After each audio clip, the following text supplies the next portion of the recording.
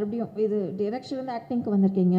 To you have any idea to extend this acting? ஏன்னா இப்போ 2 schedule முடிச்சிருக்கேன்னு சொல்லியிருக்கீங்க. So திரும்ப ஆக்ஷன் பண்ணலாமா, நடிக்கலாமா, இல்லை நீங்கள் டைரக்ஷனுக்கே திரும்பி போயிடலாம் அப்படின்னு முடிவு? இல்லை மேம், இது திரும்பி போகிறக்கான விஷயமே இல்லை. இடையில ஸ்கூலில் லீவ் விட்ட மாதிரி தான், அந்த கேப்பில் ஓடி போய் நடிச்சுட்டு வந்துட்டேன். பட் ஆனால் என் ப்ரொஃபஷன் டைரக்ஷன் தான் மேம், நான் அதில் தான் இருக்க போகிறேன். இதே மாதிரி திருப்பி ஒரு 6 மாதம் படங்களுக்கு நடுவில் கேப் வந்து ஒரு சின்னதாக யாராவது ஒரு கதை எடுத்தால் நடிக்கலாமா. பட் இப்போதைக்கு அந்த எண்ணெல்லாம் இல்லைங்க. அருண் படம் முடிச்சுட்டு டைரக்ஷன் போகணும்.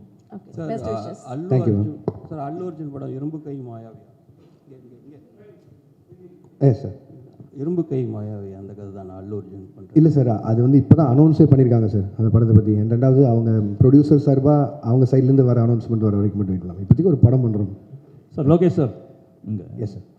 சார், அதாவது கூலி படம் ரிலீஸ்க்கு முன்னால் நீங்கள் சில இன்டர்வியூஸ்லாம் கொடுத்தீங்க. அதை வந்து ஆடியன்ஸ் பாயிண்ட் ஆஃப் வியூவில் வந்து அதை ஒரு எக்ஸாஜரேஷன்னு நினச்சிட்டு அதை பற்றி சோஷியல் மீடியாவில் வந்து உங்களை பற்றி நெகட்டிவிட்டியோடு பேச ஆரம்பிச்சாங்களான்ற மாதிரி தான் தோணுது. அது உண்மையிலே என்ன தான் நடந்துச்சு சார்? நீங்கள் சொன்னது என்ன, செஞ்சது என்ன, மக்கள் மத்தியில் எப்படி போய் சேர்ந்துச்சு சார்? இப்போ நான் சொன்னாலும் திருப்பி அதான் நடக்க போகுது சார்.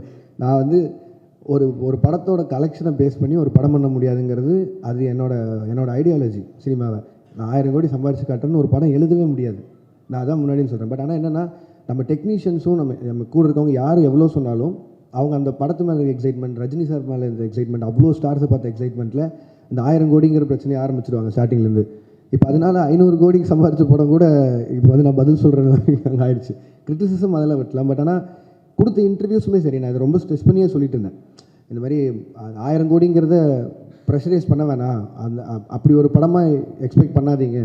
ஒரு commercial film, Rajini sir enjoy பண்ணுற மாதிரி ஒரு படம் இருக்கும் தான் நான் முன்னாடி இந்த எல்லா இன்டர்வியூலையும் சொன்னேன்.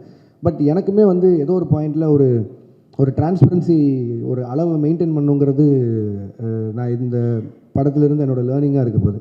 ஏன்னா எவ்வளோ பேசினா போதும். ஏன்னா நான் ரொம்ப கனெக்ட் ஆகி நிறையா ஃப்ரெண்ட்ஸோடு உட்காந்து பேசுகிற மாதிரி பேசிடுறேன். அது வந்து ரொம்ப எக்ஸாஜரேட் ஆன மாதிரி ஆகிடுது. ஸோ படம் ரிலீஸ்க்கு அப்புறம் அதுவே எனக்கு பேக் ஃபயர் ஆகிற மாதிரி ஆகிடுது. ஸோ நான் இதுக்கு மேலே வரும்போது கொஞ்சம் டிரான்ஸ்பரன்சி மெயின்டைன் பண்ணிக்கணும்னு